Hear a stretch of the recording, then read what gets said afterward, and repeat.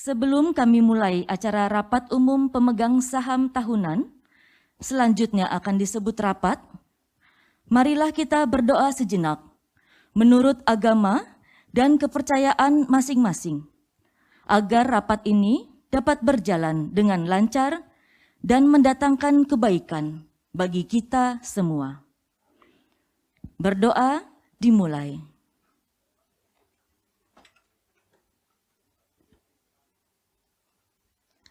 Terima kasih.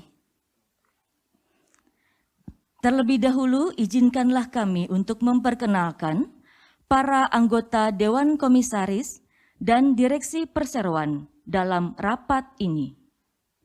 Untuk itu dimohon kesediaan Bapak dan Ibu, anggota Dewan Komisaris dan Direksi Perseroan yang disebutkan namanya, untuk berdiri sejenak. Dewan Komisaris Perseroan yaitu sebagai berikut. Bapak Ben Aristarkus Widiatmojo, selaku Wakil Presiden Komisaris Perseroan. Bapak Tanan Herwandi Antonius, selaku Komisaris Independen Perseroan.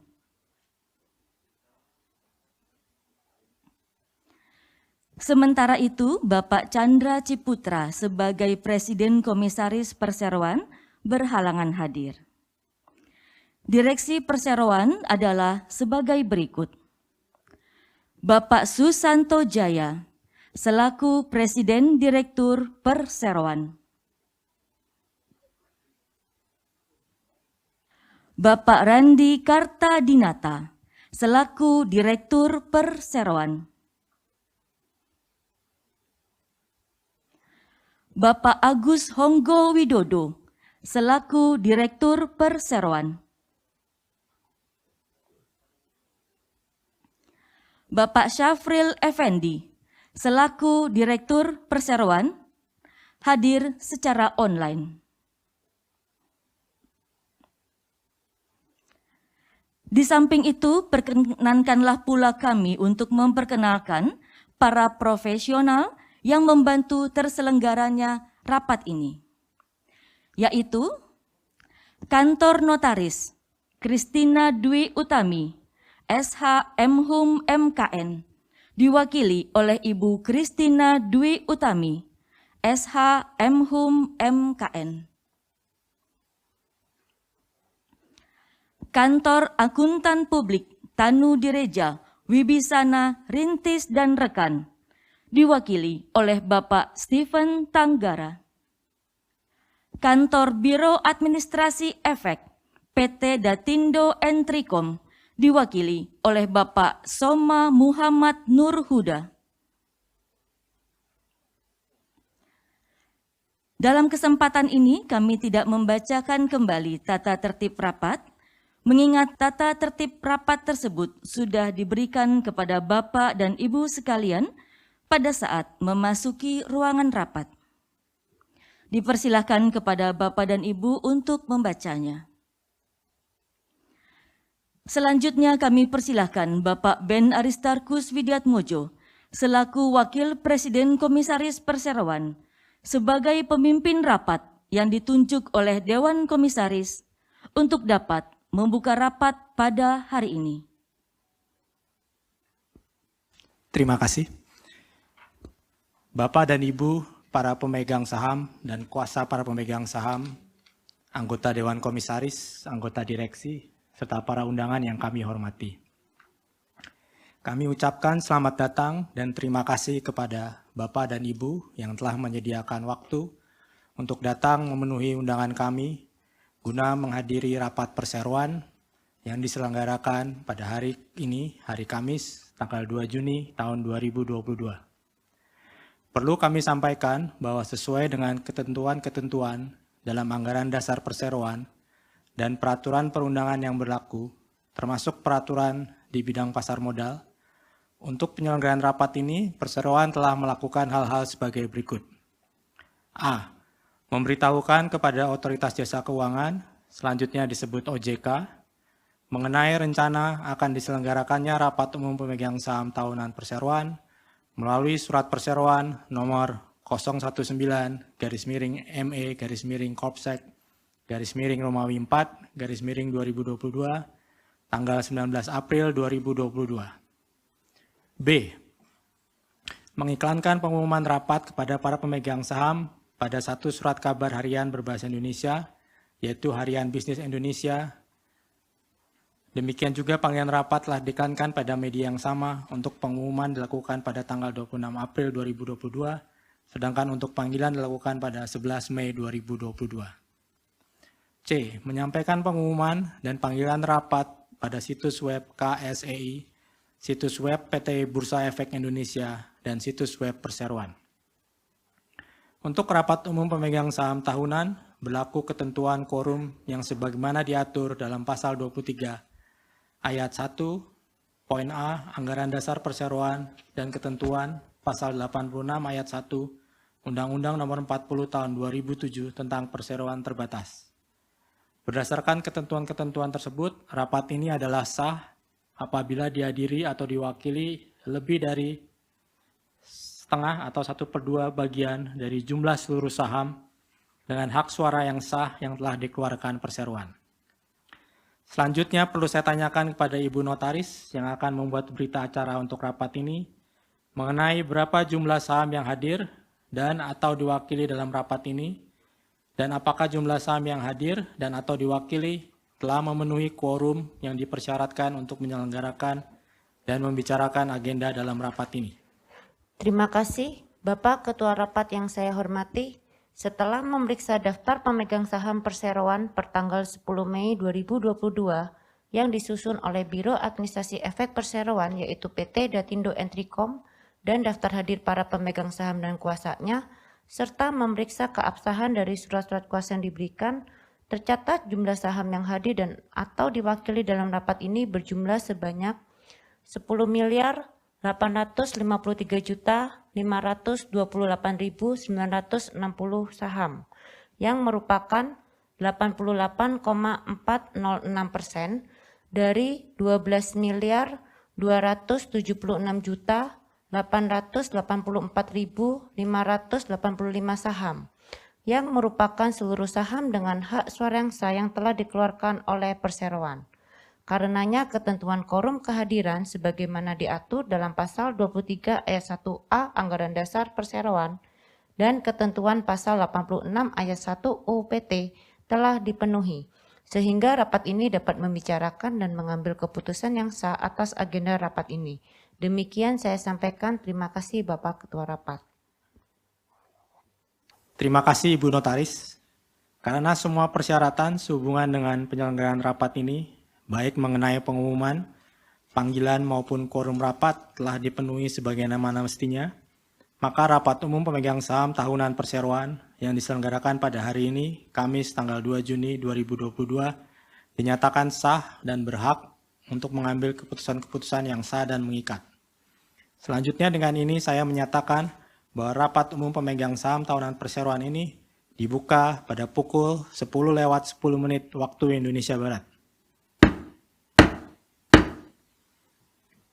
Selanjutnya untuk kelancaran rapat, saya selaku Ketua Rapat meminta bantuan dan menunjuk Bapak Susanto Jaya selaku Presiden Direktur Perseroan untuk memimpin rapat ini. Kepada Bapak Susanto Jaya kami persilakan. Terima kasih Bapak Ben Aristarkus Widiatmojo selaku Ketua Rapat. Menyapa Bapak Ibu para pemegang saham serta kuasa para pemegang saham Perseroan yang kami hormati, termasuk juga menyapa salah satu anak dari pemegang saham pendiri yang hari ini hadir, ya, dari almarhum Pak Sukrisman. Hari ini hadir anaknya Pak Budiman Sukrisman. Menyapa, terima kasih. Sebelum dan termasuk semua pemegang saham yang kami hormati, ya. Sebelum kita memasuki dalam agenda rapat, saya akan menyampaikan kondisi umum Perseroan sebagaimana dipersyaratkan oleh OJK. Ya. Saat ini kita sudah memasuki kuartal 2 2002, luar biasa. Ya. Dan menyadari bahwa kondisi pandemi COVID-19 yang sudah lebih terkendali dibandingkan dengan kuartal 1 2022. Jika kita menelaah ke belakang, kasus varian Omikron yang melonjak signifikan pada kuartal 1 2022 tentunya cukup berdampak terhadap situasi perekonomian Indonesia. Namun, kesigapan pemerintah Indonesia untuk mengatasi pandemi ini sudah jauh lebih baik, ya, dengan didukung oleh penyediaan obat-obatan gratis melalui jalur aplikasi online serta tingginya jumlah penduduk Indonesia yang telah divaksin. Terlepas dari situasi pandemi yang ada, kebutuhan akan transformasi digital tetap tinggi untuk memfasilitasi bekerja dan belajar dari rumah. Dalam hal ini, perseroan mampu memenuhi berbagai permintaan solusi dan distribusi digital di Indonesia dengan menjalin berbagai kemitraan global, melakukan diversifikasi penjualan produk, serta memperluas cakupan solusi digital yang diberikan kepada pelanggan. Hal ini didorong oleh bisnis perseroan yang terus berkembang pesat sebagai digital solution provider and technology innovator. Pertumbuhan kinerja pada kuartal 1 2022 didukung oleh berbagai faktor. Dari bisnis distribusi digital, yaitu dengan mulai pulihnya pasokan notebook, perluasan brand produk smartphone, produk gaming yang semakin diminati, hingga produk komponen yang terus meningkat. Dari bisnis solusi dan konsultasi digital, terus berinovasi dengan berbagai inisiasi yang baru, seperti menyediakan solusi cloud hyperscaler, yang bekerja sama dengan pemain global yaitu Microsoft Azure, Amazon Web Services, dan Google Cloud. Selain itu terdapat peningkatan penjualan software subscription dan converter BI Fast, sistem MII yang kita singkat dengan KOMI.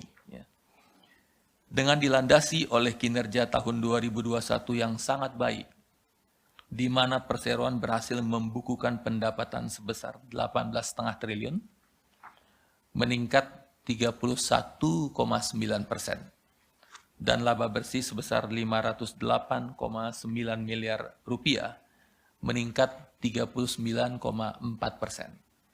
Maka perseroan pada kuartal 1 2022 terus melanjutkan pertumbuhan kinerja yang signifikan. Pada kuartal 1 2022, perseroan berhasil membukukan pendapatan sebesar 5,2 triliun atau meningkat 33,7%. Tahun lalu 31,9%, full year ya. Selain itu laba bersih perseroan meningkat pada kuartal 1 2021 sebesar 35,4% atau mencapai 164,6 miliar rupiah. Pencapaian tersebut merupakan sinergi dari berbagai pihak, sejalan dengan perekonomian yang mulai pulih kembali. Masing-masing bisnis juga mengalami pertumbuhan laba bersih pada kuartal 1 2022, yaitu bisnis distribusi digital naik 18,1%, dan bisnis solusi dan konsultasi digital naik 54,8%. Kedepannya kami optimis dapat meraih pertumbuhan double digit pada tahun 2022. Melihat berbagai peluang dengan mulai normalnya pasokan produk TIK dan semakin berkembangnya solusi digital, perseroan yakin mampu untuk terus memperluas bisnisnya. Perseroan sudah memasarkan lebih dari 100 merek dan bekerja sama dengan berbagai mitra global, sehingga perseroan optimis untuk dapat mendukung transformasi digital dan terus meningkatkan kinerja. Perseroan terus memenuhi komitmen untuk menjadi pusat aktualisasi ekonomi digital terdepan di masa transformasi digital. Tujuannya adalah menjadikan Indonesia sebagai negara yang mampu bersaing secara global dengan terus melakukan digitalisasi. Demikian kondisi umum perseroan yang dapat kami sampaikan. Selanjutnya, sesuai dengan iklan panggilan rapat pada Harian Bisnis Indonesia pada tanggal 11 Mei 2022, berikut saya sampaikan susunan mata acara rapat umum pemegang saham tahunan yang akan dibahas pada hari ini. Adapun mata acara rapat umum pemegang saham tahunan adalah sebagai berikut. Pertama, persetujuan laporan tahunan 2021. Yang kedua, penetapan atas rencana penggunaan laba bersih perseroan untuk tahun buku 2021. Penunjukan kantor akuntan publik yang akan melakukan audit untuk tahun buku 2022. Yang keempat, penetapan gaji dan tunjangan lainnya anggota direksi perseroan, serta honorarium dan tunjangan lainnya anggota Dewan Komisaris Perseroan. Dapat kami sampaikan bahwa sebelum dilakukan pengambilan keputusan, akan diberikan kesempatan kepada para pemegang saham atau kuasanya untuk mengajukan pertanyaan dan atau pendapat sesuai agenda rapat, dengan mekanisme sebagaimana yang tercantum dalam tata tertib. Kita memasuki agenda pertama. Bapak dan Ibu para pemegang saham serta kuasa para pemegang saham perseroan yang kami hormati, dengan mengacu kepada agenda rapat yang telah disebutkan di atas, untuk selanjutnya marilah kita membicarakan agenda rapat pertama, yaitu persetujuan laporan tahunan 2021. Para pemegang saham dan kuasa para pemegang saham perseroan serta para undangan yang kami hormati, perkenankanlah kami menyampaikan laporan direksi yang merupakan bagian dari laporan tahunan perseroan untuk tahun buku yang berakhir pada tanggal 31 Desember 2021. Laporan ini selengkapnya dapat dilihat pada halaman 20 sampai dengan halaman 26 dari laporan tahunan perseroan yang telah kami bagikan kepada Bapak dan Ibu. Pemegang saham dan pemangku kepentingan yang terhormat, pandemi COVID-19 telah mentransformasi perilaku dan gaya hidup masyarakat, terutama dalam pemanfaatan teknologi digital.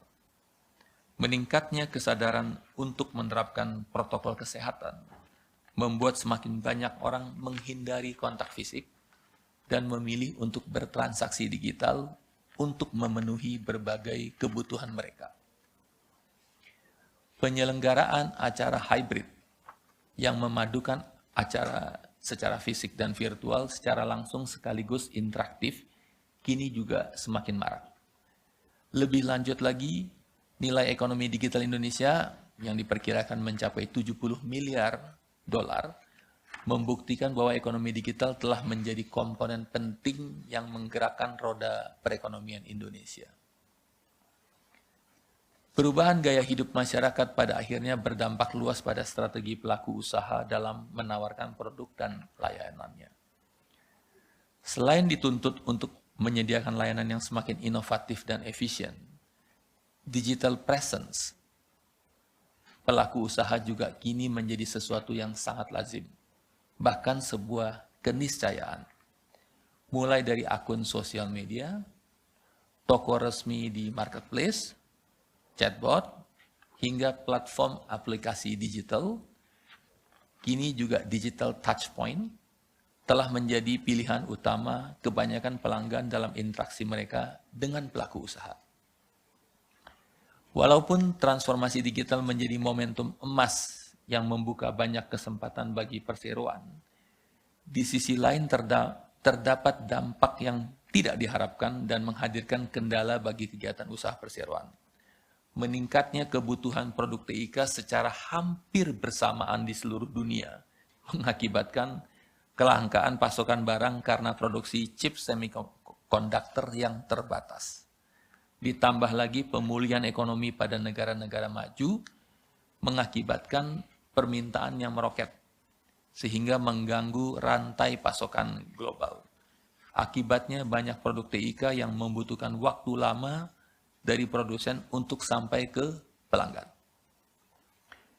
Dalam menghadapi kendala tersebut, kami bersyukur bahwa Perseroan telah memiliki fondasi yang solid dalam bentuk portfolio yang ekstensif, beragam, dan saling melengkapi.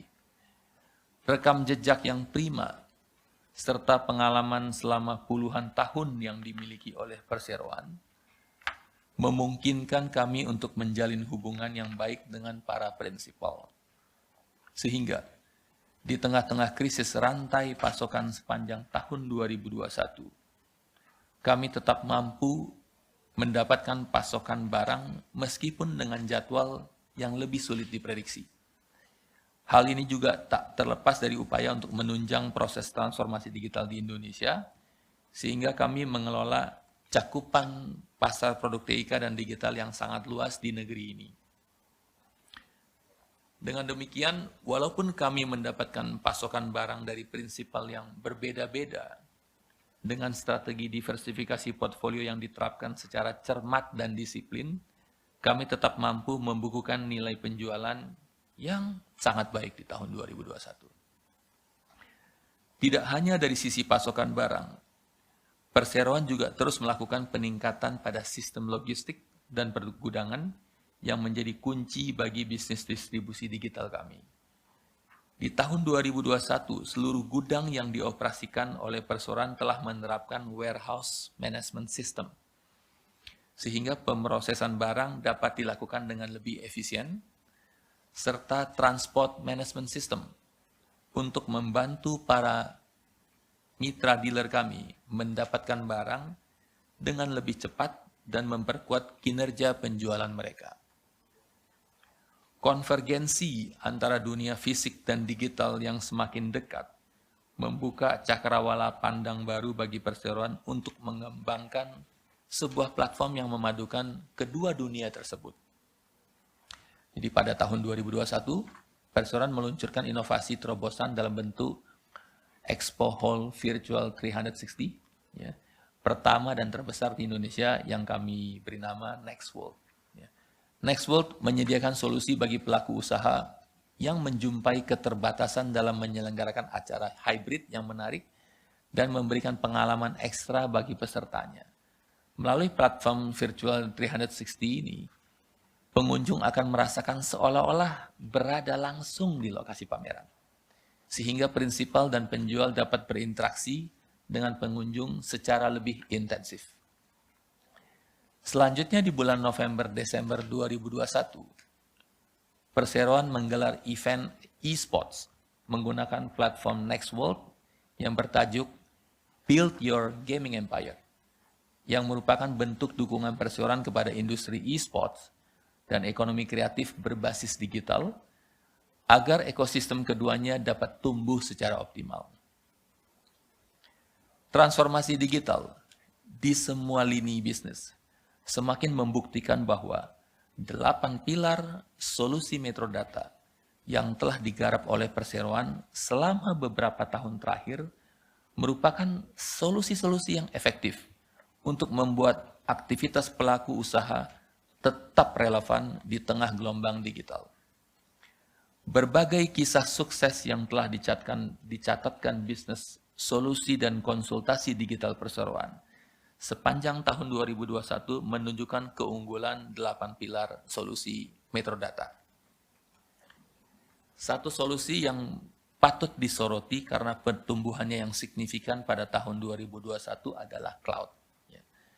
Perseroan memandang bahwa teknologi komputasi hyperscale yang digunakan oleh solusi cloud akan menjadi landasan krusial bagi penyedia layanan digital saat ini dan di masa depan. Dengan beroperasinya data center sejumlah penyedia layanan cloud global di Indonesia, potensi Indonesia untuk menjadi pusat pertumbuhan ekonomi digital berbasis cloud di tingkat regional semakin besar. Kami telah mempersiapkan divisi khusus untuk menyambut pertumbuhan eksponensial solusi cloud. tak hanya melalui peningkatan penjualan, namun juga melalui pengembangan kompetensi dalam mengelola multi-cloud environment bagi para pelanggan. Langkah ini menjadi batu loncatan bagi kami dalam menyusun arah strategis, sekaligus identitas baru untuk menyambut masa depan, yakni sebagai penyedia solusi digital dan inovator teknologi yang menjadi pusat aktualisasi ekonomi digital di Indonesia. Solusi customer-centric juga mencatatkan pertumbuhan seiring meningkatnya kebutuhan akan layanan pelanggan yang terintegrasi. Dengan mempertimbangkan mayoritas pengguna internet Indonesia yang mengakses internet menggunakan smartphone, semakin besar pula permintaan akan pengembangan internet dan mobile applications, termasuk platform modernization serta layanan CRM yang bersifat omni-channel. Semua solusi ini dikembangkan dengan satu tujuan, meningkatkan kualitas pelanggan dalam berinteraksi dengan pelaku usaha. Bisnis solusi dan konsolidasi digital kami berada pada posisi yang tepat untuk memenuhi kebutuhan pelanggan di area-area ini secara efektif dengan pilihan layanan yang luas. Terlebih lagi, Perseroan menyadari bahwa proses transformasi digital tidak hanya bergantung pada kehadiran produk dan teknologi yang mendukung, namun juga perlu dibarengi dengan kompetensi yang memadai dalam hal people dan proses.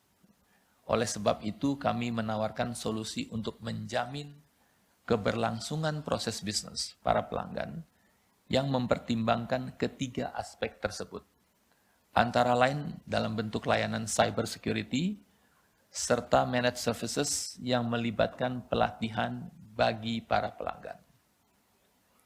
Berbagai langkah perseroan yang jitu dan inovatif kembali membawa hasil yang gemilang. Pada tahun 2021, perseroan membukukan kinerja keuangan yang sangat memuaskan, dengan pertumbuhan penjualan sebesar 31,9%, mencapai 18,5 triliun, dan laba bersih sebesar 508,9 miliar rupiah, naik 39,4% dari laba bersih tahun 2020, dan lebih tinggi dibandingkan target untuk 2021. Margin laba bersih juga meningkat dari 2,6% di tahun 2020 menjadi 2,8% di tahun 2021. Ditunjang kinerja keuangan yang prima ini, Perseroan berhasil menorehkan suatu pencapaian penting lain, yakni pelunasan seluruh pinjaman baik jangka panjang maupun jangka pendek. Ya. Jadi saat ini berakhir 31 Desember 2021, Perseroan dalam posisi zero debt. Ya. Terima kasih. Posisi keuangan Perseroan yang solid, ya, memungkinkan Perseroan untuk memberikan nilai yang signifikan bagi para pemegang saham, sekaligus membuka lebih banyak peluang bagi Perseroan untuk melebarkan sayap ke sejumlah segmen usaha baru. Kami akan semakin menggiatkan upaya ini di tahun-tahun mendatang, selaras dengan sasaran kami untuk menjadi fasilitator kunci bagi pertumbuhan ekosistem digital di Indonesia. Sebagai sebuah warga negara korporat yang bergerak, yang beroperasi di Indonesia, Perseroan bertanggung jawab untuk turut mengembangkan kehidupan masyarakat dan bangsa Indonesia, terutama melalui pemberdayaan ekosistem digital nasional, sejalan dengan kompetensi inti Perseroan. Hal ini menjadi alasan utama Perseroan untuk melakukan pembaharuan visi dan misinya. Di tahun 2021, Perseroan menetapkan visi barunya, sebenarnya persisnya pada tanggal 28 Oktober 2021, ya, bertepatan dengan tanggal peringatan Sumpah Pemuda, ya ini menjadi pusat aktualisasi ekonomi digital terdepan. Ya. Selaras dengan 3 misi barunya, yaitu mendorong kemajuan teknologi digital di Indonesia. Yang kedua, menghadirkan solusi transformasi digital yang inovatif dan layanan prima kepada pelanggan dan mitra bisnis. Yang ketiga, serta memaksimalkan nilai pemegang saham dan membangun lingkungan yang ideal untuk bekerja. Melalui pembaharuan visi dan misi ini, Perseroan bertekad berkontribusi semakin besar terhadap akselerasi transformasi digital di Indonesia, sehingga dapat mewujudkan visi Indonesia 4.0. Ya. Sebagaimana diungkapkan di atas, Perseroan secara aktif telah berkontribusi nyata terhadap upaya tersebut. Dengan berinvestasi pada venture capital dan perusahaan rintisan yang cukup mapan di ekosistem digital di Indonesia. Selain itu, Perseroan di tahun 2021 telah mendirikan entitas anak perusahaan bernama PT Sinergi Transformasi Digital untuk menjalankan komitmennya ikut serta mewujudkan generasi Indonesia Emas 2045. Melalui entitas anak ini, Perseroan memberdayakan pelaku bisnis di segmen UMKM untuk melakukan transformasi digital secara komprehensif, gesit, dan optimal. Transformasi digital dapat menjadi kunci bagi UMKM untuk bertahan, bahkan tumbuh di tengah situasi pandemi yang penuh tantangan. Transformasi digital secara menyeluruh tak akan terwujud tanpa adanya talenta digital yang profesional. Berpola pikir gesit yang kita biasa sebut dengan agile, ya, dan berkompetensi tinggi untuk mengantisipasi kebutuhan SDM di bidang TIK yang terus bergejolak. Perseroan telah mengaktifasi Metro Data Academy untuk mengembangkan bakat dan potensi talenta digital di Indonesia. Metro Data Academy memiliki program pelatihan dan sertifikasi yang sangat beragam, dan yang terpenting, terbuka bagi siapa saja yang ingin mengembangkan diri dalam literasi digital. Sejalan dengan itu, kami terus meningkatkan kompetensi dan mentransformasi pola kerja dan mindset setiap karyawan, agar mereka semakin siap dalam mengarungi era digital, di mana inovasi dan perubahan dapat terjadi setiap saat. Peran sentral talenta yang memiliki kompetensi digital yang mumpuni semakin terasa di tengah pandemi COVID-19. Untuk meminimalkan sekaligus memitigasi dampak penyebaran virus COVID-19 terhadap operasi bisnis Metro Data, kami senantiasa berupaya melindungi keselamatan diri semua karyawan. Beberapa langkah yang telah dilakukan selama ini adalah dengan mematuhi kebijakan PPKM sebagaimana diatur oleh pemerintah, menerapkan protokol kesehatan secara ketat di setiap lokasi kerja, membatasi kehadiran karyawan di kantor, dan meningkatkan kapabilitas mereka untuk menjalankan implementasi sistem di lokasi para pelanggan secara jarak jauh. Keberhasilan Perseroan dalam membukukan kinerja yang memuaskan ditopang oleh konsistensi dengan menjalankan praktik tata kelola perusahaan yang baik. Pandemi COVID-19 ini tidak menjadi halangan yang bagi kami, sehingga seluruh anggota direksi untuk melakukan pertemuan rutin dengan Dewan Komisaris untuk membahas rencana dan pencapaian Perseroan. Berkat pemanfaatan perangkat dan teknologi digital yang juga kami tawarkan ke pelanggan, Perseroan juga semakin aktif melakukan kegiatan hubungan investor yang meliputi investor update dan paparan publik, serta memastikan proses internal audit dapat berjalan lancar sesuai rencana. Selain itu, manajemen risiko yang dilakukan oleh unit-unit bisnis kami mampu memastikan strategi bisnis Perseroan dilaksanakan sesuai tingkatan risiko yang telah kami tentukan sebelumnya. Selain pemanfaatan teknologi, Perseroan juga menjalankan upaya-upaya mendukung tujuan pembangunan berkelanjutan. Dukungan yang dilakukan antara lain dengan menyelenggarakan vaksinasi gotong royong yang saat itu untuk hanya sampai dengan 300 karyawan, ya, karena mengingat adanya timing. Ya. Metro Data Academy, Kampus Merdeka, bekerja sama dengan Kementerian Komunikasi dan Informatika Republik Indonesia, pelatihan bagi karyawan, serta meneruskan transformasi digital ke berbagai kegiatan Perseroan. Kami harap seluruh upaya yang telah kami lakukan dapat berjalan dengan lebih baik seiring dengan harapan pemulihan ekonomi di masa yang akan datang. Kami memandang bahwa tren pemulihan ekonomi pasca pandemi yang berawal di tahun 2021 dan terus berlanjut pada tahun 2022 terdapat kekhawatiran akan kemunculan varian baru yang mungkin bisa saja lebih ganas, namun program vaksinasi yang terus digencarkan pemerintah kami yakini akan sanggup membendung laju penularan COVID-19 ini. Dengan kondisi ekonomi yang membaik serta kebutuhan pasar yang terus meningkat, perseroan memperkirakan permintaan produk dan layanan TIK dan digital juga akan semakin dominan.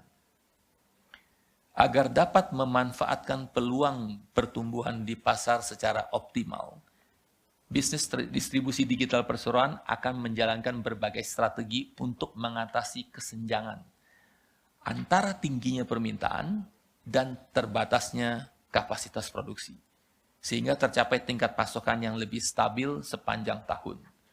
Perseroan berencana untuk melakukan perluasan portofolio produknya, baik pada segmen produk saat ini maupun ke segmen produk baru seperti home appliances. Untuk bisnis solusi dan konsultasi digital, perseroan akan memperdalam penetrasinya di pasar, sekaligus memasuki sektor-sektor yang memiliki potensi ekonomi besar dari pemanfaatan transformasi digital, seperti kesehatan dan pendidikan. Bersamaan dengan itu, penambahan jalur penjualan baru seperti pembentukan tim inside sales akan menjadi roda penggerak bagi perseroan untuk membukukan pertumbuhan yang solid di tahun 2022. Saya mewakili direksi, mengucapkan terima kasih yang sebesar-besarnya dan setulus-tulusnya kepada seluruh pemangku kepentingan, pemegang saham, para mitra dealer, prinsipal, dan pelanggan atas kepercayaan dan hubungan yang baik yang telah terjalin selama ini. Direksi menyampaikan apresiasi kepada Dewan Komisaris atas segala dukungan dan masukan dari mereka, ya, termasuk nasihat-nasihat yang sangat luar biasa, ya, sehingga kami dapat merumuskan strategi dan keputusan bisnis yang terbaik bagi perseroan. Apresiasi khusus kami berikan kepada seluruh karyawan yang telah bekerja tanpa lelah di tengah situasi pandemi yang memungkinkan perseroan menorehkan pencapaian istimewa tahun demi tahun. Semoga semua kerja keras dan perjuangan kita semua dapat mempertegas langkah perseroan dalam mewujudkan visinya sebagai pusat aktualisasi ekonomi digital terdepan. Demikian kiranya laporan direksi perseroan yang dapat kami sampaikan. Selanjutnya, bersama ini juga akan disampaikan laporan tugas pengawasan Dewan Komisaris oleh Komisaris Perseroan yang selengkapnya dapat dilihat pada halaman 14 sampai dengan halaman 19 laporan tahunan Perseroan. Dengan ini saya ingin mempersilahkan Bapak Ben Aristarkus Widiatmojo mewakili Dewan Komisaris. Silakan. Terima kasih. Para pemegang saham serta kuasa pemegang saham yang terhormat. Pada kesempatan ini, saya selaku perwakilan dari Dewan Komisaris PT Metrodata Elektronik Tbk menyampaikan laporan pertanggungjawaban atas pelaksanaan tugas kami, yakni mengawasi dan memberikan saran dan pandangan terhadap kinerja direksi dalam memimpin pelaksanaan strategi bisnis perseroan di tahun 2021. Pandemi COVID-19 di sepanjang tahun 2021 masih menjadi faktor utama yang mempengaruhi kegiatan usaha perseroan, sebagaimana dialami banyak pelaku bisnis lainnya di seluruh dunia. Ada dua tantangan utama bagi perseroan yang bersumber dari situasi pandemi, baik secara langsung maupun tidak langsung. Yang pertama, pelaksanaan program vaksinasi COVID-19 nasional yang dikoordinasikan pemerintah telah memberikan dorongan bagi pemulihan kondisi ekonomi dan sosial yang lebih cepat. Sayangnya upaya monumental ini terhalang oleh kemunculan varian Delta, sehingga pada pertengahan tahun, pemerintah kembali memberlakukan pembatasan terhadap pergerakan masyarakat dan aktivitas ekonomi. Kedua, melonjaknya permintaan barang-barang elektronik akibat perubahan gaya hidup pasca pandemi, mengakibatkan kelangkaan pasokan chip semikonduktor global secara global. Kondisi ini menghambat kelancaran pasokan produk-produk TIK dari hampir semua prinsipal. Hal ini diperparah dengan krisis rantai pasokan global akibat pembatasan sosial di berbagai negara. Walaupun pasokan barang di tahun 2021 secara umum telah membaik, pengiriman barang masih belum bisa mencapai tingkat kestabilan di masa sebelum pandemi. Kendati demikian, tingkat permintaan produk dan layanan TIK yang semakin tinggi memberikan dampak positif bagi perseroan. Adopsi gaya hidup digital oleh masyarakat serta transformasi digital yang dilakukan oleh pelaku usaha di berbagai lini bisnis menjadi mesin penggerak utama bagi pertumbuhan usaha perseroan. Hasilnya di tahun 2021, perseroan kembali mencatatkan kinerja yang sangat menggembirakan, baik dari segi operasional maupun finansial. Dalam menyiasati sejumlah tantangan yang muncul di tengah situasi pandemi, direksi telah berhasil menjalankan langkah efektif untuk mengatasi masalah dan membuahkan hasil yang sangat baik. Bagi bisnis distribusi digital perseroan, direksi melakukan ekstensifikasi dan diversifikasi portfolio yang telah dilakukan yang terbukti mampu menjadi solusi untuk memenuhi permintaan pasar di tengah keterbatasan pasokan produk TIK. Dengan portofolio yang luas dan beragam, perseroan sanggup memberikan alternatif pilihan produk bagi para pelanggan, sehingga kebutuhan mereka dapat terpenuhi tanpa perlu menunggu lama. Produk yang beragam juga memberikan kesempatan bagi perseroan untuk melayani lebih banyak segmen pelanggan dan sektor industri. Tak hanya itu, strategi ini membuat perseroan dapat mempertahankan margin operasionalnya dan memastikan arus kas yang kuat sepanjang tahun. Kami mengapresiasi sekaligus mendukung rencana direksi untuk terus mengembangkan portofolio produk perseroan di masa depan. Sementara itu, tuntutan untuk beradaptasi dengan dinamika gaya hidup dan perilaku pelanggan pada akhirnya mengharuskan pelaku usaha untuk melakukan akselerasi transformasi digital di berbagai aspek bisnis mereka.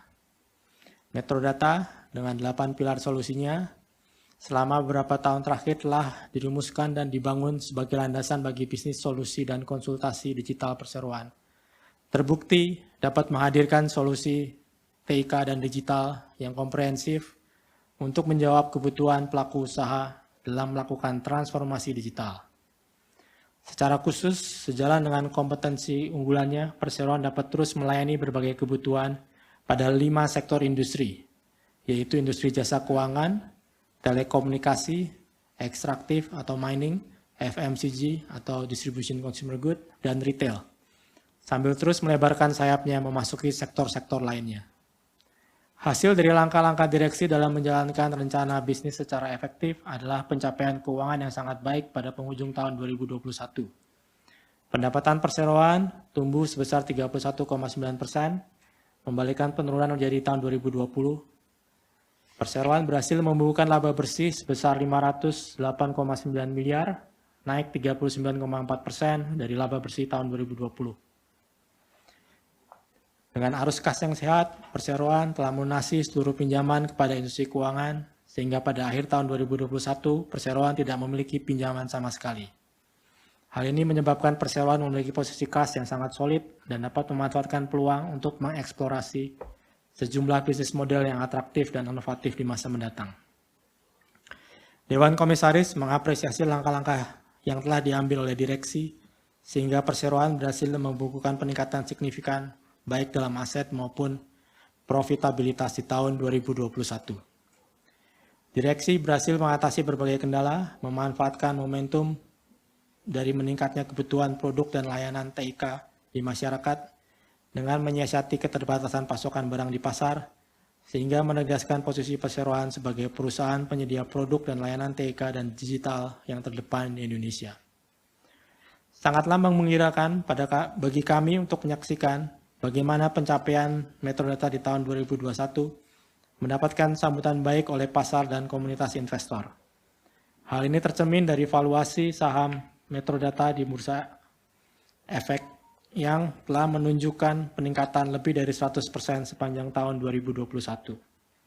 Perseroan juga dinobatkan sebagai salah satu emiten terbaik tahun 2021 oleh Bisnis Indonesia dan majalah Investor. Mewujudkan transformasi digital di berbagai aspek kehidupan masyarakat Indonesia merupakan pemikiran yang mendasari kami untuk merumuskan visi dan misi perseroan yang baru bersama-sama dengan pemegang saham dan direksi. Visi dan misi yang baru ini telah mendapatkan persetujuan Dewan Komisaris pada tanggal 28 Oktober 2021. Melalui visi baru ini, kami mendorong direksi untuk membawa perseroan maju dan menjadi penggerak ekonomi digital terdepan. Kami berharap bersama para prinsipal dan dealer yang menjadi mitra bisnis yang loyal dan strategis, perseroan dapat menjangkau pasar yang lebih luas dan membuka jalan untuk pertumbuhan yang berkelanjutan.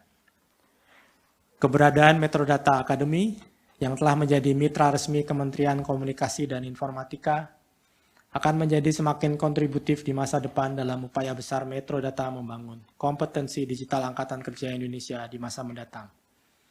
Kami juga meyakini bahwa dengan koordinasi yang semakin kuat dengan berbagai pemain di dalam ekosistem digital nasional, Metrodata dapat menciptakan dan membuka peluang baru untuk membawa ide-ide inovasi yang telah diinkubasi dan teruji secara lokal ke pasar regional.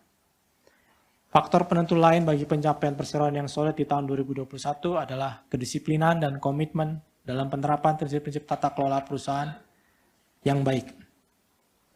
Dewan Komisaris menilai segenap jajaran perseroan termasuk direksi, manajemen, dan seluruh karyawan telah konsisten menerapkan tata kelola perusahaan yang baik dalam berbagai proses bisnis. Pandemi tidak menghalangi Dewan Komisaris untuk secara rutin mengadakan pertemuan secara virtual dengan direksi. Direksi sangat terbuka dalam menerima saran dan masukan dari Dewan Komisaris terkait perumusan strategi serta langkah bisnis yang akan diambil. Dalam menjalankan tugasnya, kami didukung oleh Komite Audit dan Komite Nominasi dan Remunerasi. Kedua komite tersebut telah menjalankan tugas dengan sangat baik, yang hasil-hasilnya sangat bermanfaat bagi Dewan Komisaris dalam menjalankan pengawasan di tahun 2021. Dewan Komisaris menyampaikan terima kasih dan apresiasi atas kinerja kedua komite tersebut.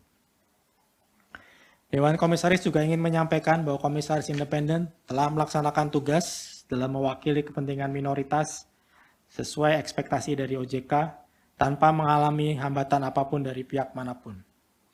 Komposisi Dewan Komisaris sepanjang tahun 2021 tidak mengalami perubahan. Sebagai indikator ekonomi pada akhir tahun 2021 menunjukkan bahwa tren pemulihan akan berlanjut di tahun 2022. Walaupun beberapa faktor seperti kemunculan varian Omikron serta krisis rantai pasokan masih akan menjadi tantangan bagi perseroan, Dewan Komisaris optimis bahwa situasi ekonomi yang lebih baik akan berdampak positif pada kinerja perseroan. Dewan Komisaris telah meninjau rencana bisnis yang diajukan direksi untuk tahun 2022 dan berkesimpulan bahwa rencana tersebut telah mempertimbangkan berbagai faktor eksternal dan kapabilitas internal secara memadai. Sehingga kami berkeyakinan untuk sepenuhnya mendukung pelaksanaannya. Akhir kata, Dewan Komisaris menyampaikan apresiasi kepada direksi, manajemen, dan seluruh karyawan atas kerja keras dan komitmennya sehingga perseroan mencatatkan kinerja yang memuaskan di tahun ini, di tahun 2021. Terima kasih juga kami ucapkan kepada semua pihak yakni regulator dan pemerintah, rekan kerja dan pelanggan kami atas dukungan dan kerjasama yang telah terjalin selama ini.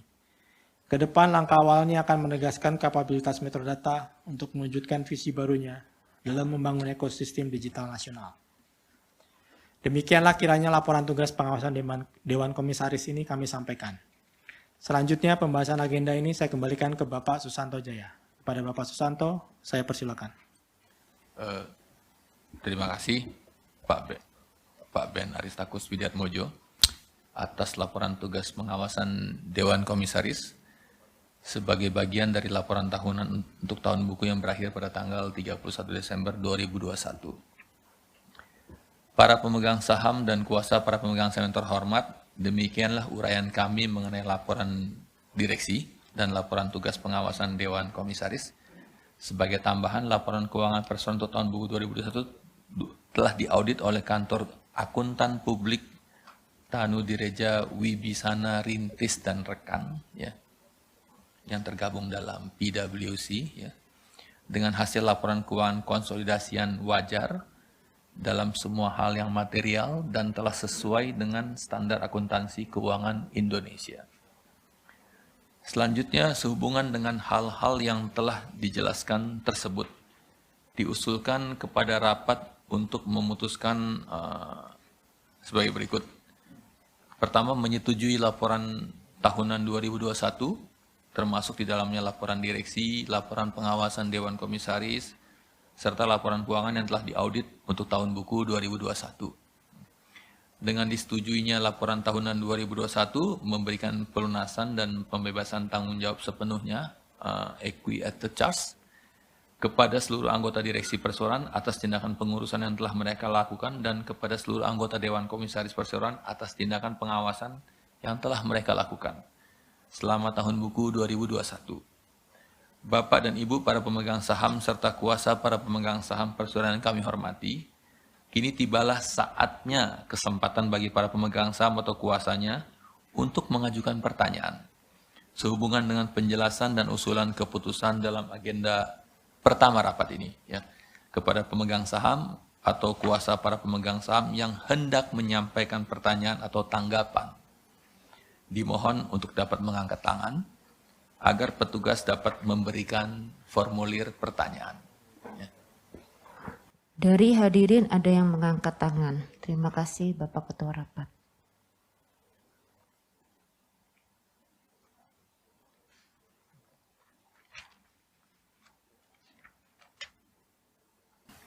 Terdapat pertanyaan dari Bapak Andri yang mewakili 319.235 saham.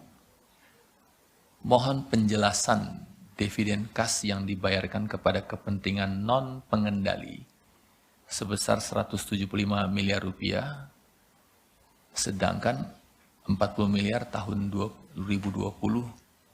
Kenapa? Perlu diketahui, struktur perusahaan Metrodata memiliki salah satu anak perusahaan yang joint venture. Ya. Joint venture itu 50% Metrodata Electronics, 50% oleh Sinex Taiwan yang diwakili oleh subsidiary-nya namanya King's Eye. Jadi begitu anak perusahaan itu namanya PT Sinex, joint venture-nya PT Sinex Metrodata Indonesia melakukan pembayaran dividen, ya, dividen kepada Metrodata terkonsolidasi tidak terlihat di dalam laporan. Bukan tidak ada, jadi cash-nya sama, berpindah dari anak perusahaan ke induk dalam konsolidasi sama. Tetapi pembayaran kepada joint venture partner yang Sinex terlihat dalam cash flow keluar. Jadi pada tahun lalu itu, 2021 memang terdapat pembayaran dividen sebesar 350 miliar. 175 kepada Metrodata, 175 kepada Sinex. Jadi yang terlihat di sini 175 kepada Sinex Taiwan. Jadi ini bukan pembagian dividen kepada publik, ya. Jadi pembagian dividen dari anak perusahaan joint venture kepada induk. Itu jawabannya. Ya, kalau kenapa tahun lalu 40 miliar berarti artinya tahun 2002 pada saat terjadi pembayaran tahun 2021 dividennya lebih tinggi untuk mendukung pertumbuhan, karena ada kepentingan joint venture juga kan. Karena joint venture mereka juga di Taiwan dan China juga mengalami pertumbuhan, karena IT itu mengalami pertumbuhan, jadi masing-masing perlu gitu kan. Dan memang setelah pembayaran dividen itu juga Metrodata masih pada akhir tahun 2021 seperti yang tadi saya sampaikan posisinya zero debt, ya. Jadi kita sudah melunaskan seluruh hutang, membayar kepada seluruh stakeholder, baik itu principal, supplier, itu juga sudah termasuk itu. Jadi artinya semua kepentingan stakeholder telah dilengkapi gitu. Semoga menjawab pertanyaannya kepada Pak Andri gitu, ya. Jadi ini pembayaran internal kepada joint venture partner ya, karena memang kepemilikan ya gitu. Apakah ada pertanyaan dari sistem KC atau gimana gitu? Tidak ada pertanyaan dari sistem KC dan menurut pengamatan kami sampai saat ini sudah tidak ada lagi pemegang saham atau kuasanya yang mengajukan pertanyaan atau pendapat. Terima kasih. Maaf ada satu lagi Pak di sana yang mengajukan pertanyaan.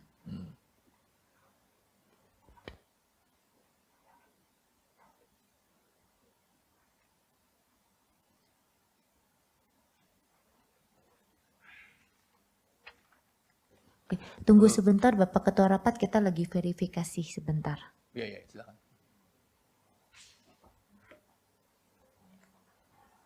Mohon maaf Pak Kevin, setelah kita lakukan verifikasi, beliau tidak terdaftar sebagai peserta ataupun pemegang saham dalam rapat ini, sehingga tidak dapat sesuai dengan tata tertib tidak dapat mengajukan pertanyaan dalam rapat ini. Terima kasih.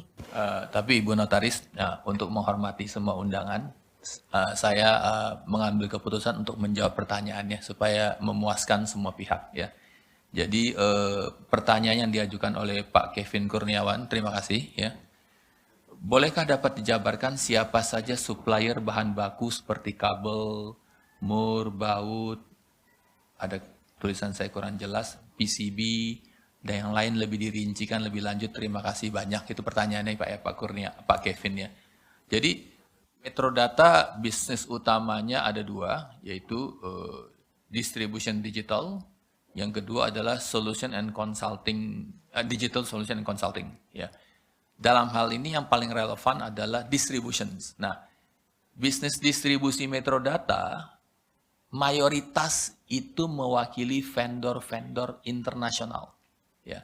Jadi kita umumnya tidak melakukan perakitan seperti kabel, mur, PCB, dan komponen-komponen.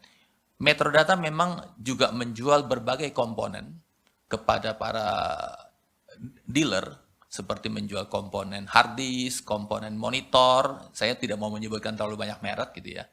Tapi umumnya kalau produk-produk yang kita jual adalah produk-produk main unit, notebook. Nah, berbagai merek yang bisa saya sebutkan kurang lebih. Jadi kita tidak ada komponen kecil-kecil ya, seperti Asus ya.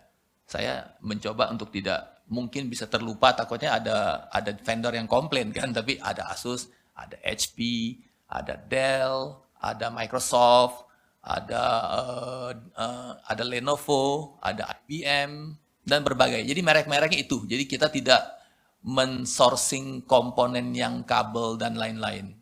Mungkin itu bisa menjawab pertanyaan Pak Kurniawan. Ya, Pak Kevin Kurniawan. Terima kasih. Mohon maaf Ibu Notaris, saya pikir saya ingin memuaskan semua pertanyaan walaupun dia tidak terdaftar. Tapi mungkin baiknya kalau bisa mengikuti tata tertib. Terima kasih. Ya. Terima kasih Bapak. Ya, jadi saya mengambil suatu prerogatif untuk memuaskan semua pertanyaan, termasuk pertanyaan publik. Ya, terima kasih.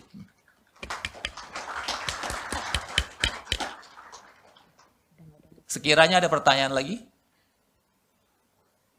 Menurut pengamatan kami sudah tidak ada lagi, Pak. Terima kasih. Ya.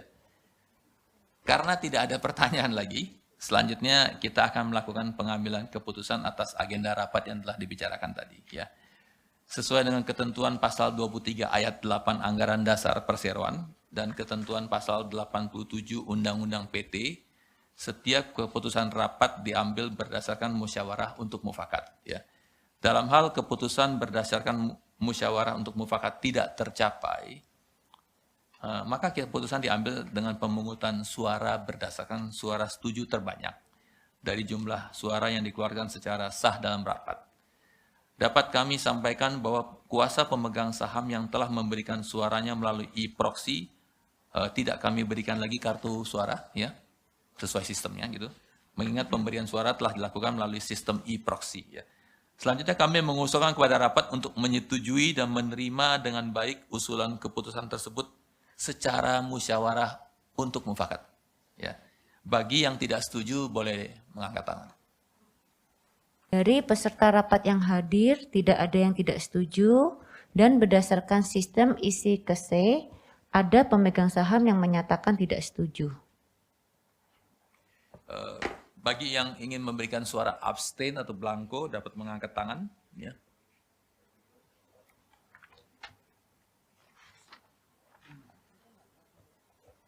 Dari peserta rapat yang hadir, tidak ada yang memberikan suara abstain.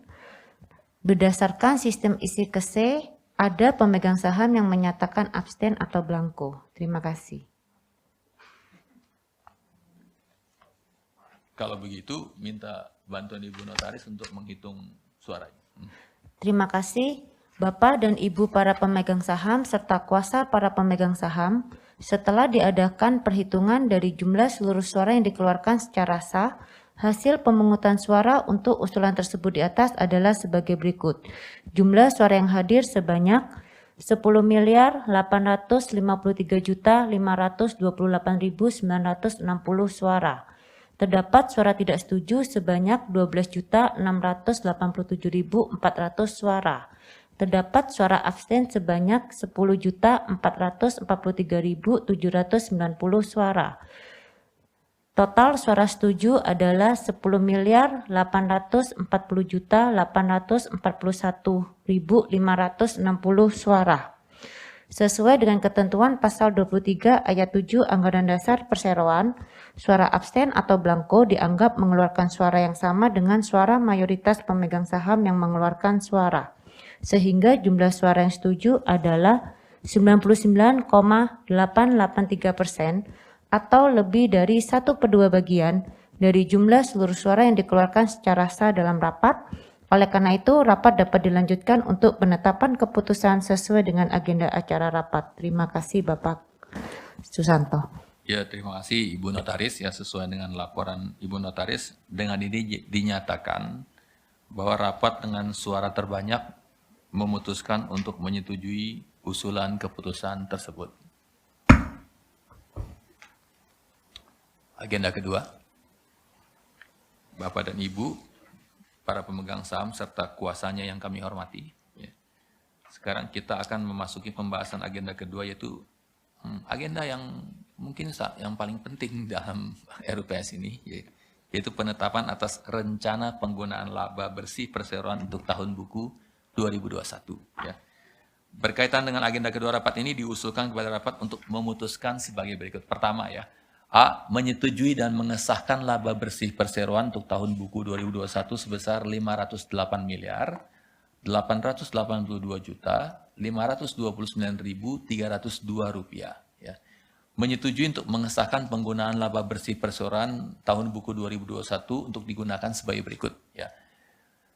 Butir pertama sebesar 128.907.288.142,5 rupiah yang merupakan 25,3% dari laba bersih perseroan tahun buku 2021 dibagikan sebagai dividen tunai yang akan dibayarkan kepada para pemegang saham perseroan atas 12.276.884.585 saham, atau masing-masing akan menerima 10,5 rupiah per saham, ya, secara tunai kepada para pemegang saham perseroan. Ya. Atas penerimaan dividen tunai akan dikenakan pajak sesuai dengan ketentuan peraturan perundangan yang berlaku di bidang perpajakan. Ya. Mengenai tata cara dan jadwal pembagian dividen tunai tersebut akan diumumkan dalam surat kabar. Kedua, sisanya sebesar 375.975.241 rupiah 159,5 rupiah dari laba bersih perseroan tahun buku 2021 tersebut akan dicatat sebagai laba ditahan retained earning perseroan. C. Memberikan kuasa dan wewenang kepada direksi perseroan untuk melakukan setiap dan semua tindakan yang diperlukan sehubungan dengan keputusan tersebut di atas termasuk tetapi tidak terbatas untuk mengatur lebih lanjut mengenai tata cara pembagian dividen tersebut. Bapak dan Ibu pemegang saham dan kuasanya yang kami hormati, kini saatnya kesempatan bagi pemegang saham dan kuasanya untuk mengajukan pertanyaan sehubungan dengan penjelasan dan usulan keputusan agenda rapat ini. Bagi yang ingin mengajukan pertanyaan, dimohon dapat mengangkat tangan agar petugas dapat memberikan formulir.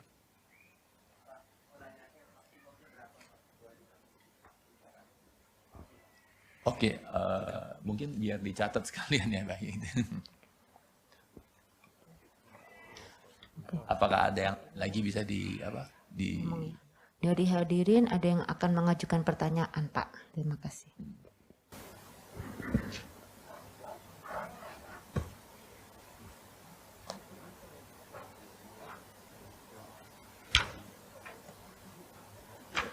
Ya nggak apa, ditulis sedikit nanti biar siapa tahu yang lain. Tapi nanti saya akan menjawab. Terima kasih.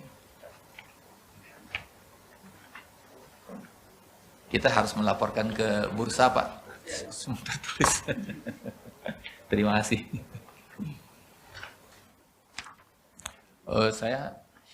Ibu Notaris, apakah saya boleh menjawab pertanyaan pertama kali ya?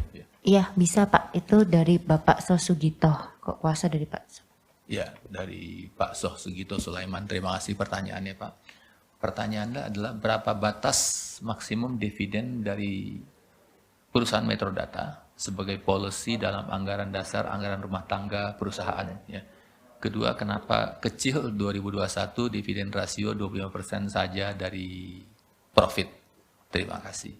Ya, jadi sewaktu Metrodata go public pada April 1990, itu di dalam prospektusnya sudah tertulis dividen policy itu berkisar antara 20 sampai 30%. Ya, jadi kalau di dalam dividen policy itu 20 sampai 30%. Nah, pada kesempatan saat ini untuk tahun buku 2021 perusahaan mengusulkan untuk membagikan dividen sebesar 25,3%. Jadi kurang lebih di antara rentang itu, ya, di antara rentang itu. Nah, tetapi mungkin perlu dicermati juga mungkin penjelasannya. Bahwa dividen sebesar Rp10,5 per saham saat ini itu adalah saham yang sudah stock split. Ya, berarti kalau kita kalikan 5 kali, ya sebelum stock split itu berarti 5, itu berarti Rp52,5 per saham. Ya. Tahun lalu Metrodata membagikan dividen, tahun lalu artinya tahun 2021 ya, untuk tahun buku 2020, Rp37 per saham. Jadi terjadi peningkatan secara persentase itu hampir 42%. Ya. Sedangkan laba meningkat hanya juga 39%. Jadi artinya peningkatan dividennya lebih tinggi daripada peningkatan laba. Tapi terima kasih atas sarannya. Tapi pertanyaannya, mengapa dibagikan hanya 25%? Memang Metrodata selama ini umumnya mengikuti rentang antara 20 sampai 30%. Karena sisa yang ditahan itu umumnya digunakan terutama untuk modal kerja. Ya, nah, terutama ya, bisa juga untuk kegiatan investasi yang memberikan return. Secara umum telah dibuktikan bahwa di tahun buku 2020 kita membagikan dividen 24%, ya. Itu labanya meningkat 39%. Jadi artinya laba yang ditahan cenderung memberikan return yang jauh lebih tinggi dibandingkan tingkat suku bunga deposito yang saat ini hanya sekitar 5%. Ya kan? Jadi artinya kami merasa ini keputusan yang terbaik bagi seluruh pemegang saham. Ya, memang tidak semua perusahaan mempunyai policy dividen yang sama. Ya, dan juga perlu diketahui di tahun 2022 ini, gara-gara COVID 2 tahun, 2020-2021 itu terjadi stok IT itu terbatas, sehingga persaingan berkurang, sehingga istilahnya inventory-nya yang tadinya itu cepat habis gitu kan. Nah, sehingga tapi mulai awal 2022 ini, gara-gara semua principal vendor merasa, wah semuanya terbatas, semuanya susah, semuanya stok, order berlebihan. Sehingga di Indonesia, saya kira juga mungkin di global Asia Pasifik juga, kuartal 1 itu mengalami kebanjiran stok. Ya. Tetapi bersyukur Metrodata masih bisa bertumbuh penjualan melebihi 30% juga kuartal 1. Nah, tetapi ada efeknya, sehingga perusahaan harus memiliki modal kerja yang lebih banyak.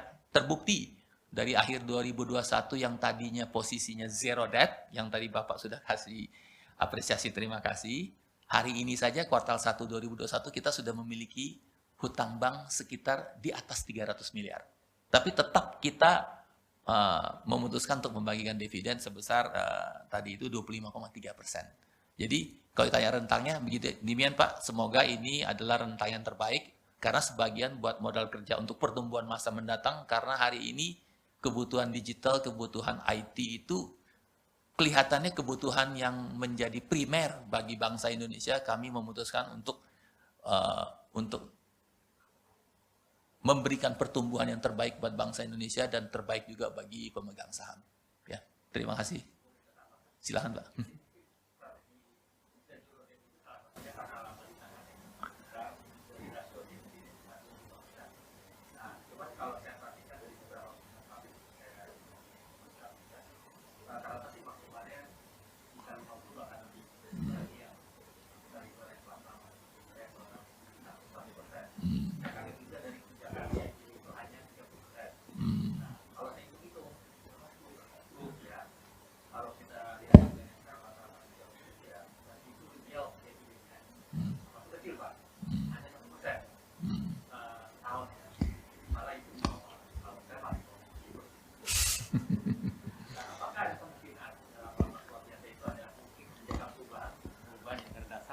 Rasio dividennya lebih besar gitu.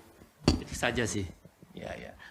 Jadi sehingga kita akan lebih concern kalau long term buat dapat income dari dividen. Ya, ya. Karena 25% itu ya stabil tapi kecil sih menurut saya. Terkecil mungkin dari semua. Oke. Masih. Terima kasih berbagai inputan dan saran dari terutama Pak Soh Sugito itu ya. Tetapi mungkin kalau pertama kita pilah beberapa hal. Pertama, kebijakan dividend policy ya. Dividend policy ini sudah disampaikan di prospektus dan menjadi sudah informasi umum ya kan. Kedua, kita kadang-kadang harus memperbandingkan antara emiten dalam sektor yang sama. Ya, jadi kalau yang tadi 50% itu di atas 50% umumnya ya. Saya lihat sektor yang kayak seperti Unilever, consumer goods, sektor yang BUMN yang memang suka tidak suka mau laba berapapun akan ditarik laba besar karena pemerintah butuh anggaran. Jadi bisa saja bukan hanya 50%, 100% malah itu. Nah, tetapi kalau kita lihat di sektor teknologi informasi sepertinya yang membagikan dividen dengan nilai sebesar ini dan yang laba paling tinggi itu hari ini yang kita lihat di bursa di tahun 2021 yang memiliki penjualan dan laba paling tinggi di sektor teknologi adalah Metrodata. Dengan demikian, berarti dividennya juga paling tinggi, begitu kan? Nah, hanya memang persentasenya itu sesuai kebijakan masing-masing. Tapi sarannya baik, ya kadang-kadang kami ingin supaya sebenarnya tadi ada suatu statement bahwa zero debt itu karena kebijakan dividen yang rendah, tidak juga. Karena baru pertama kali terjadi dalam sejarah Metrodata zero debt itu akhir 2021. Sebelumnya belum pernah. Semenjak saya bekerja di Metrodata tahun 97, kita memiliki hutang paling besar dan kita pada satu equity-nya sudah mendekati zero, nol. Karena tahun 98 kurs. Ya, saat itu kita berhasil menyelesaikan dan sampai terus kita tetap memiliki hutang bank baru akhir 2021. Ya, tetapi dividend policy ini bahwa kebijakan gara-gara dividend policy zero debt kan ya, tetapi kita ingin zero debt karena kita ingin membantu perbankan supaya mereka collection-nya bagus, supaya industri perbankan dianggap baik dan terus baik karena industri perbankan mendukung perekonomian Indonesia. Jadi kita hari ini apa? Jangan menyulitkan sektor perbankan, malah kita membantu supaya sektor perbankan bisa menyalurkan kredit ke sektor-sektor lainnya. Kita harapkan sektor-sektor lainnya itu memberikan ekonomi turunan yang lebih baik. Dengan turunan baik, akhirnya semua konsumen berbelanja lagi, balik ke Metrodata, belanja lagi, penjualan kita meningkat. Terima kasih Pak, kira-kira gitu. Jadi setidaknya ini seperti kayak diskusi kuliah umum nih Pak, dalam perekonomian. Terima kasih.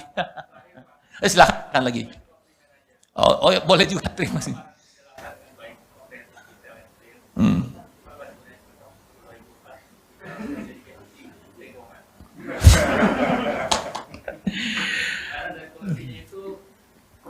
Pro rakyat dan untuk ke negara lebih baik. Ya, jadi sebenarnya begini. Tidak menjelimet.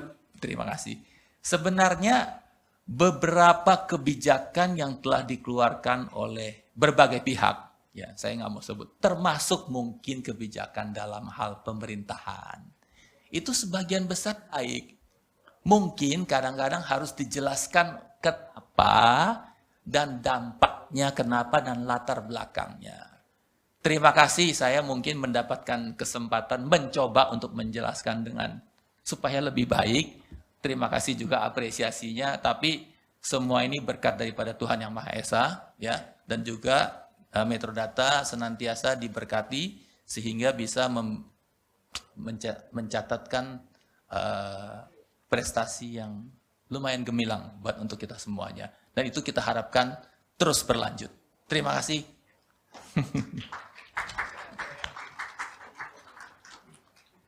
Masih ada pertanyaan? Lupa, nih lama nanti kalau pertanyaan kedua singkat, mohon maaf nggak apa-apa juga ya gitu ya. Pak Pranoto Wijaya, Winata, mohon maaf gitu.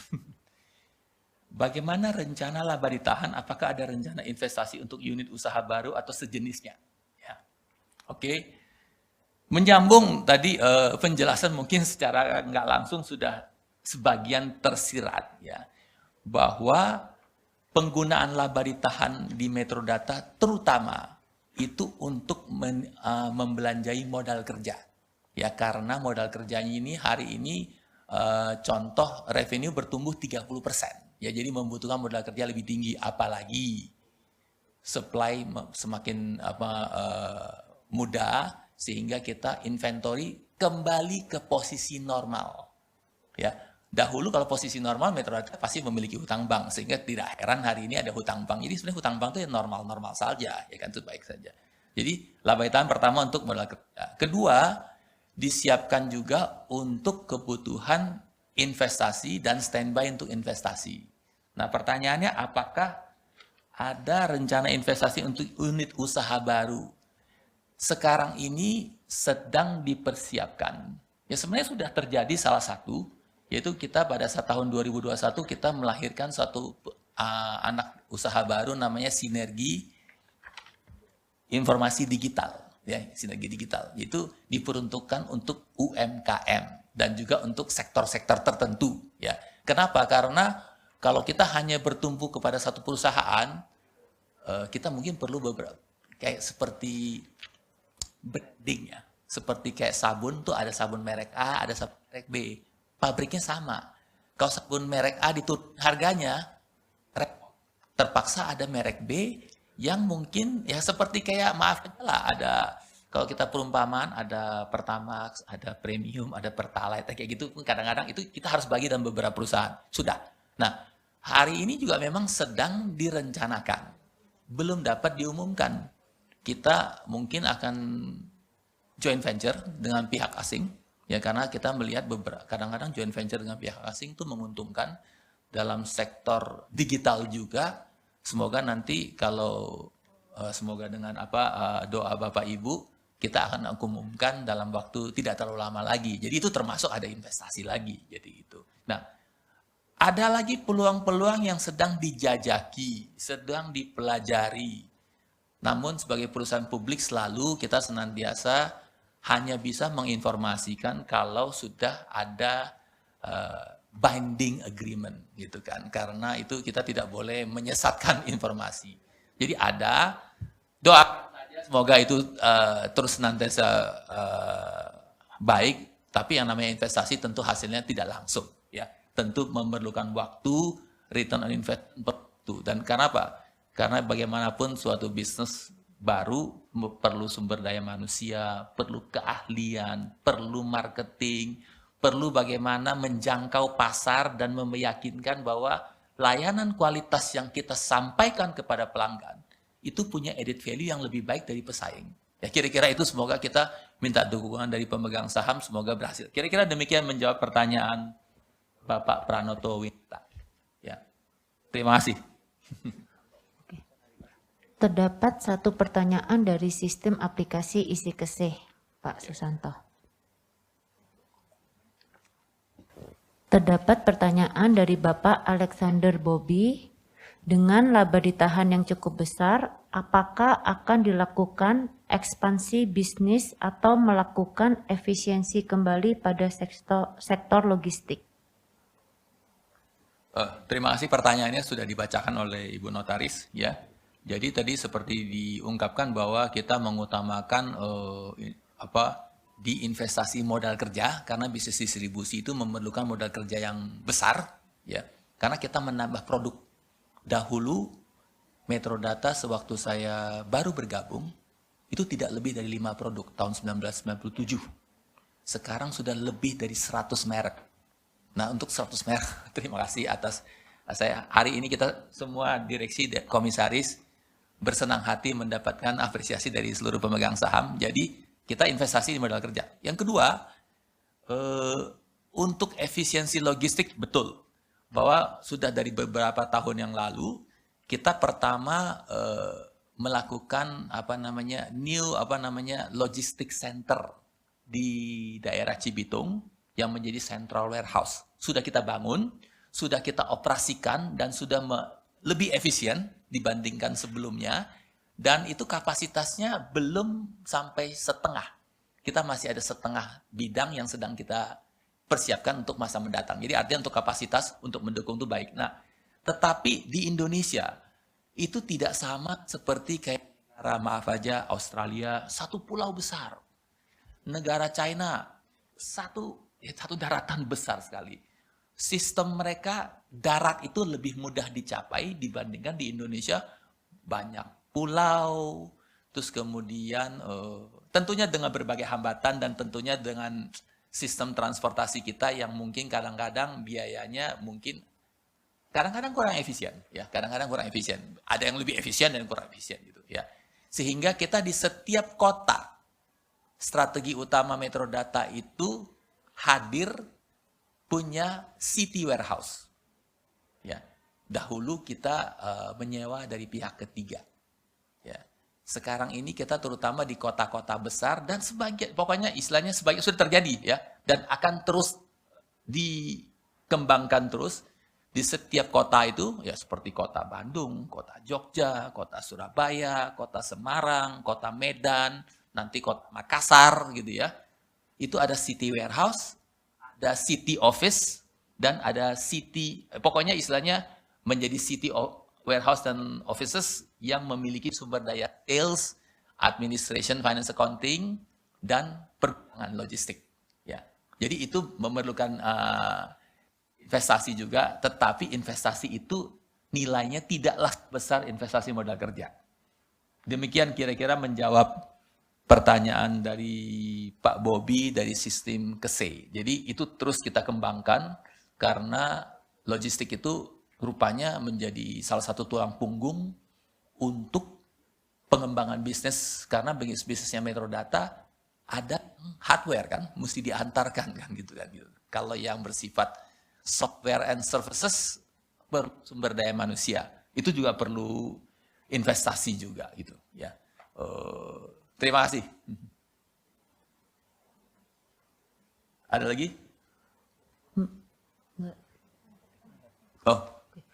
Menurut pengamatan kami, sudah tidak ada lagi pemegang saham atau kuasanya yang mengajukan pertanyaan atau pendapat. Terima kasih. Ya, kalau begitu minta bantuan Ibu Notaris untuk kita mulai mengambil keputusan. Ya, kita mengusulkan kepada rapat untuk menyetujui dan menerima dengan baik usulan keputusan tersebut secara musyawarah untuk mufakat. Ya. Apabila ada yang tidak setuju, dimohon dapat mengangkat tangan dan petugas dapat memberikan kertas. Dari peserta rapat yang hadir, tidak ada yang tidak setuju, namun berdasarkan sistem isi KSE, ada pemegang saham yang menyatakan tidak setuju. Terima kasih. Kesempatan bagi yang ingin memberikan suara abstain atau blanko dapat mengangkat tangan. Dari peserta rapat yang hadir, tidak ada yang memberikan suara abstain atau blanko, namun berdasarkan sistem isi KSE, ada pemegang saham yang menyatakan abstain atau blanko. Ya, berarti Bapak tadi juga ikut setuju nih, tadi yang sudah mengajukan pertanyaan, terima kasih. Mohon dibantu Ibu Notaris untuk menghitung pemungutan suara. Terima kasih Bapak dan Ibu para pemegang saham serta kuasa para pemegang saham. Setelah diadakan perhitungan dari jumlah seluruh suara yang dikeluarkan secara sah, hasil pemungutan suara untuk usulan tersebut di atas adalah sebagai berikut. Jumlah suara yang hadir sebanyak 10.853.528.960 suara. Terdapat suara tidak setuju sebanyak 8.438.000 suara. Terdapat suara abstain sebanyak 19.500 suara. Total suara setuju sebanyak 10.845.090.960 suara. Sesuai dengan ketentuan pasal 23 ayat 7 Anggaran Dasar Perseroan, suara abstain atau blanko dianggap mengeluarkan suara yang sama dengan suara mayoritas pemegang saham yang mengeluarkan suara, sehingga jumlah suara yang setuju adalah 99,922% atau lebih dari 1/2 bagian dari jumlah seluruh suara yang dikeluarkan secara sah dalam rapat. Oleh karena itu, rapat dapat dilanjutkan untuk penetapan keputusan sesuai dengan agenda rapat. Terima kasih, Bapak Susanto. Terima kasih Ibu Notaris. Sesuai dengan laporan Ibu, dengan ini dinyatakan bahwa rapat dengan suara terbanyak memutuskan menyetujui usulan keputusan tersebut. Agenda ketiga. Selanjutnya kita memasuki pembahasan agenda ketiga, yaitu penunjukan kantor akuntan publik yang akan melakukan audit untuk tahun buku 2022. Ya. Perlu kami sampaikan bahwa Direksi dan Dewan Komisaris Perseroan berterima kasih atas hasil kerja dari kantor akuntan publik Tanu Direja Wibisana Rintis dan Rekan yang tergabung dalam PricewaterhouseCoopers, ya, yang telah melaksanakan audit terhadap buku-buku perseroan untuk tahun buku yang berakhir pada tanggal 31 Desember 2021. Dapat kami sampaikan bahwa berdasarkan pada pasal 36A ayat 1 POJK 10/POJK 04/2017, penunjukan kantor akuntan publik wajib diputuskan dalam RUPS dengan mempertimbangkan usulan Dewan Komisaris. Selanjutnya berdasarkan pasal 13 ayat 4 POJK 13/POJK 03/2017 bahwa usulan penunjukan akuntan publik yang diajukan oleh Dewan Komisaris wajib memperhatikan rekomendasi dari Komite Audit. Bahwa Perseroan telah menerima surat usulan Dewan Komisaris tentang usulan penunjukan kantor akuntan publik, di mana dalam surat usulan tersebut telah memuat rekomendasi dari Komite Audit. Berkaitan dengan agenda ketiga rapat ini, diusulkan kepada rapat untuk memutuskan sebagai berikut. A. Menunjuk kantor akuntan publik Tanu Direja Wibisana Rintis dan Rekan, ya sama ya, PricewaterhouseCoopers, beserta penerus atau penggantinya untuk melakukan audit buku tahun 2022. Menyetujui memberikan kewenangan kepada Direksi Perseroan untuk menetapkan besarnya honorarium bagi kantor akuntan publik tersebut. Kini saatnya bagi Bapak Ibu untuk mengajukan pertanyaan. Berdasarkan pengamatan kami, dari hadirin tidak ada yang mengangkat tangan. Terima kasih. Karena tidak ada pertanyaan, kita melakukan pengambilan keputusan atas agenda rapat ketiga ini. Ya, diusulkan kepada rapat untuk menyetujui dan menerima dengan baik usulan keputusan tersebut secara musyawarah untuk mufakat. Bagi yang tidak setuju, diharap dapat mengangkat tangan. Dari peserta rapat yang hadir, tidak ada yang tidak setuju, namun berdasarkan sistem isi ke-C, ada pemegang saham yang menyatakan tidak setuju. Bagi yang ingin memberikan suara abstain atau blanko, dapat mengangkat tangan. Dari peserta rapat yang hadir, tidak ada yang memberikan suara absen atau blanko, namun berdasarkan sistem isi ke-C, ada pemegang saham yang menyatakan abstain atau blanko. Mohon bantuan Ibu Notaris menghitung. Terima kasih Bapak-Bapak dan Ibu-Ibu para pemegang saham serta kuasa para pemegang saham. Setelah diadakan perhitungan dari jumlah seluruh suara yang dikeluarkan secara sah, hasil pemungutan suara untuk usulan tersebut di atas adalah sebagai berikut. Jumlah suara yang hadir sebanyak 10.853.528.960 suara. Terdapat suara tidak setuju sebanyak 450.260.700 suara. Terdapat suara abstain sebanyak 29.862.645 suara. Total suara setuju sebanyak 10.445.090.960 403.268.260 suara. Sesuai dengan ketentuan pasal 23 ayat 7 Anggaran Dasar Perseroan, suara abstain atau blanko dianggap mengeluarkan suara yang sama dengan suara mayoritas pemegang saham yang mengeluarkan suara.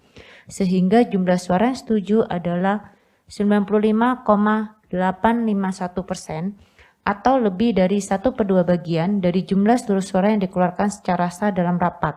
Oleh karena itu, rapat dapat dilanjutkan untuk penetapan keputusan sesuai dengan agenda rapat. Terima kasih. Terima kasih. Sesuai dengan laporan Ibu Notaris ya. Dengan ini dinyatakan bahwa rapat dengan suara terbanyak memutuskan menyetujui usulan keputusan tersebut. Agenda terakhir, agenda keempat ya. Yaitu penetapan gaji dan tunjangan lainnya anggota direksi perseroan serta honorarium dan tunjangan lainnya anggota Dewan Komisaris Perseroan. Sehubungan dengan hal tersebut, Dewan Komisaris telah yang menjalankan fungsi nominasi dan remunerasi memberikan rekomendasi mengenai besaran remunerasi direksi dan Dewan Komisaris dengan mempertimbangkan antara lain tolak ukur benchmark pada industri TIK ya. Tugas dan tanggung jawab serta target kinerja direksi dan Dewan Komisaris. Untuk itu diusulkan kepada rapat memutuskan sebagai berikut. A. Menetapkan dan menyetujui honorarium serta tunjangan lainnya dari para anggota Dewan Komisaris Perseroan sebesar Rp3.510.000.000 per tahun bruto untuk seluruh anggota Dewan Komisaris Perseroan ya, secara annual ya. Yang kedua, memberikan wewenang dan kepada Dewan Komisaris Perseroan selaku Komite Nominasi dan Remunerasi untuk menentukan gaji dan tunjangan anggota direksi perseroan beserta fasilitas-fasilitas lainnya. Bagi para Bapak Ibu yang ingin mengajukan pertanyaan, dimohon mengangkat tangan. Dari pengamatan kami sampai saat ini tidak ada yang mengangkat tangan untuk mengajukan pertanyaan atau pendapat. Terima kasih. Termasuk dari sistem KSE. Bagus juga, jadi tidak ada pertanyaan, artinya mendukung semua kegiatan direksi dan Dewan Komisaris. Ya, hari ini rapat kita lumayan semarak, terima kasih. Sekarang kita berkesempatan untuk melakukan pemungutan suara. Ya, kita mengusulkan untuk menyetujui dan menerima dengan baik secara musyawarah untuk mufakat. Apabila ada yang tidak setuju, mohon dapat mengangkat tangan.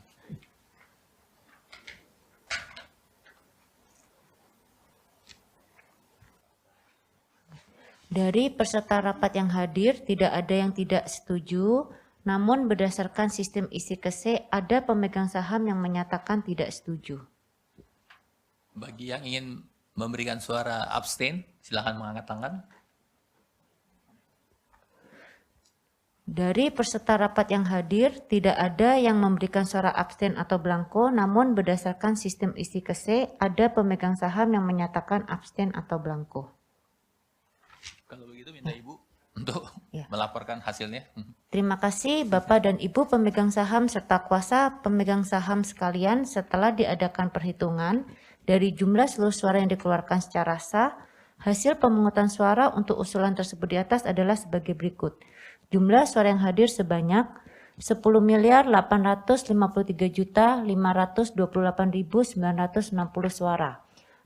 Terdapat suara tidak setuju sebanyak 346.461.900 suara. Terdapat suara abstain sebanyak 19.446.655 suara. Total suara setuju sebanyak 10.507.067.060 suara.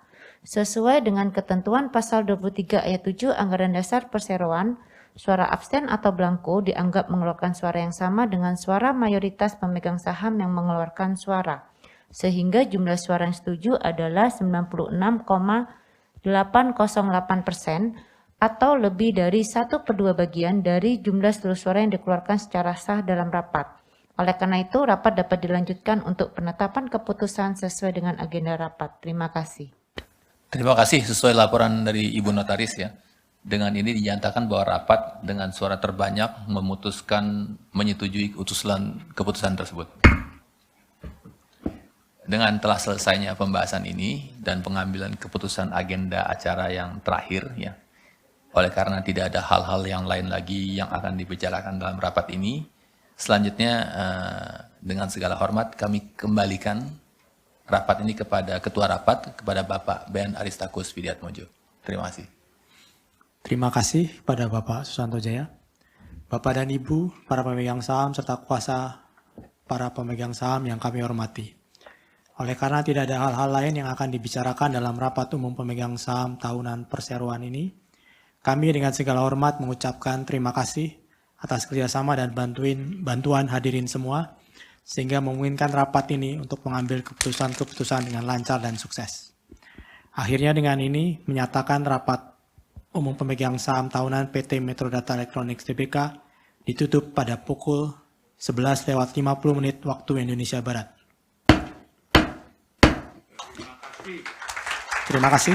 Selanjutnya kami kembalikan kepada MC. Terima kasih Bapak Ketua Rapat. Bapak dan Ibu para pemegang saham serta kuasa para pemegang saham PT Metro Data Electronics Tbk yang kami hormati. Dengan demikian rapat umum pemegang saham tahunan PT Metro Data Electronics Tbk telah selesai. Kami ucapkan selamat siang dan terima kasih banyak. Terima kasih. Ya, sama-sama. Terima kasih. Iya, emang hari ini AC-nya agak dingin katanya. Terima kasih. Tadi.